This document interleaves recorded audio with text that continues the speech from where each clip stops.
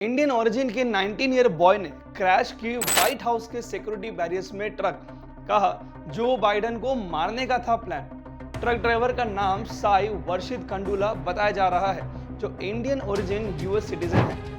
Authorities ने साई को अब अरेस्ट कर लिया है और जोई बाइडेन की सिक्योरिटी भी टाइट कर दी है। इंट्रोगेशन के दौरान साई ने कॉन्फेस किया है कि सिक्योरिटी बैरियर्स को क्रॉस करने का मोटिव बाइडेन को मारकर व्हाइट हाउस पर कंट्रोल करना था। आप इस इंसिडेंट पर क्या राय रखते हैं, कमेंट्स में जरूर बोलें।